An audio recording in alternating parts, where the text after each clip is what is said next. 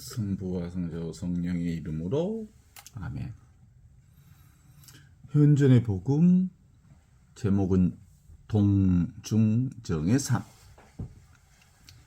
많은 사람들은 영성생활을 고요함을 추구하는 과정으로 이해합니다. 마음이 산란하지 않고 생각이 멈추면 아무런 흔들림도 없는 상태, 바로 그 상태를 이상적인 경지로 봅니다.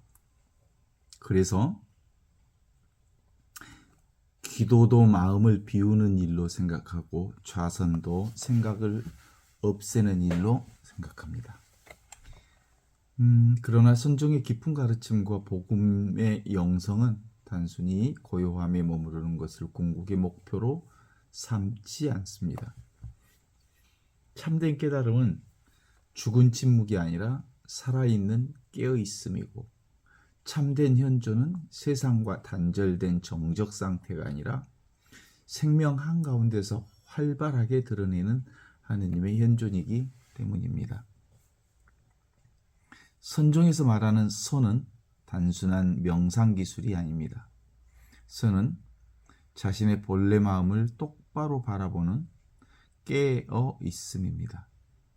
본래 마음은 어떤 생각 이전의 자리이고 모든 생각과 감정이 일어났다 사라지는 바탕을 말합니다. 기쁨이 일어나도 그 바탕은 변하지 않고, 슬픔이 일어나도 그 바탕은 흔들리지 않습니다.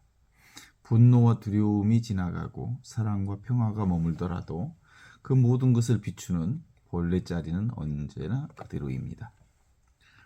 선은 바로 이 자리를 알아차리는 지혜, 바로 그것입니다.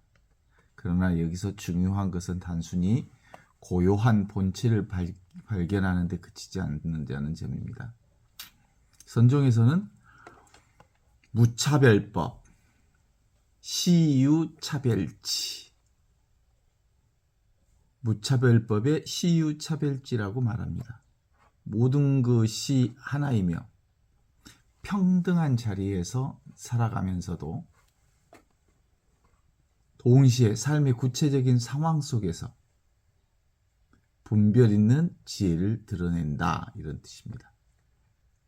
하늘은 모든 것을 차별 없이 비추지만 농부는 씨앗을 심을 때와 거둘 때를 구분할 줄 압니다. 사랑은 모든 일을 품지만 지혜는 상황 따라 적절한 말을 하고 적절한 침묵을 선택합니다. 참된 깨달음은 차별을 없애는 게 아니라 차별을 초월한 자리에서 올바른 차별을 사용할 수 있는 자유를 얻는 것입니다. 그래서 선종에서는 단순히 마음이 고요하기만 한 상태를 높이 평가하지 않습니다. 만일 고요함만을 추구한다면 좋은 돌멩이나 나무 토막도 수행자보다 훨씬 더 훌륭할 것입니다. 생각도 없고 번뇌도 없기 때문입니다. 그러나 그것은 살아있음을 있는 깨달음이 아닙니다. 선사들은 이를 두고 고목사선, 죽은 선이라고 경계했습니다. 마른 나무처럼 아무런 움직임이 없는 선정, 생명이 없는 상태와 다르지 않다는 것이죠. 참된 깨달음은 고요함 속에서 꽃이 피어나듯 활발한 지혜를 드러냅니다. 이것을 고목생화라고 표현합니다. 겉으로는 마른 나무처럼 고요하지만 그 안에는 새로운 생명이 솟아오르고 꽃이 피어납니다. 참된 영성도 이와 같습니다. 마음은 고요하지만 삶은 더욱 풍요롭게 움직입니다. 자신은 비워지지만 사랑은 더욱 커집니다. 자아는 약해지지만 자비는 더욱 깊어집니다.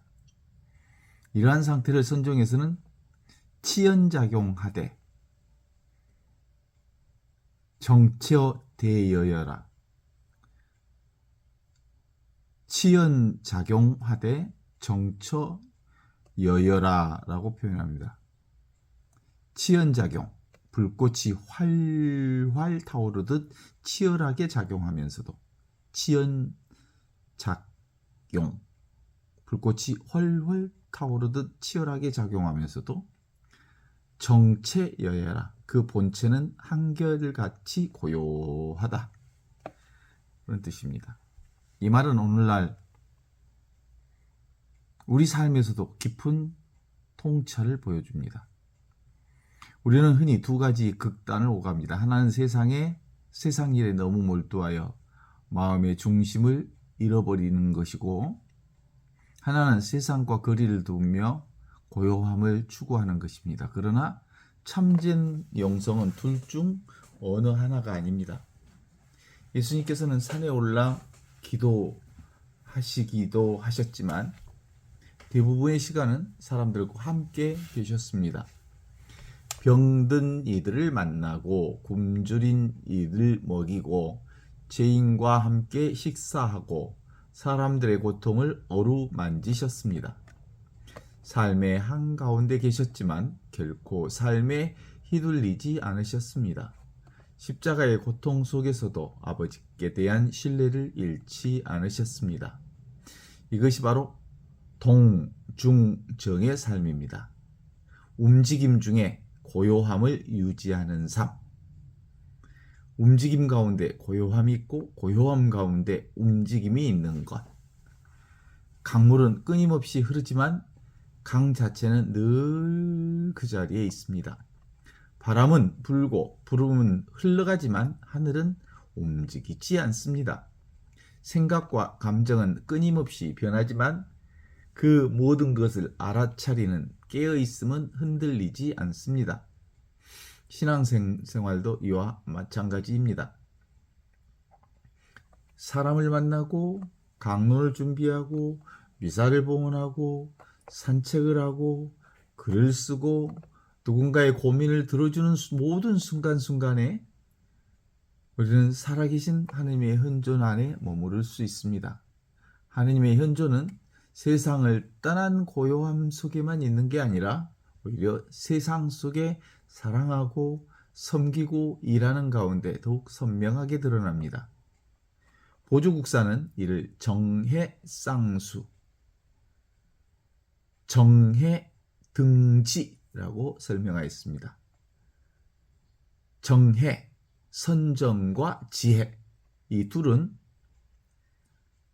둘이 아니라는 뜻입니다. 선정이 먼저 있고 나중에 지혜가 생기는 것이 아니라는 것입니다. 불과 따뜻함이 따로 존재하지 않듯이 참된 선정에는 이미 지혜가 함께 있고 참된 지혜에는 이미 선정이 함께 있는 것입니다. 불이 있는 그곳에는 반드시 따뜻함이 있습니다. 따뜻함만 따로 존재할 수 없고 불만 따로 존재할 수 없습니다. 마찬가지로 참된 고요함은 반드시 지혜로운 작용을 낳고 참된 지혜는 반드시 고요한 바탕을 지닙니다.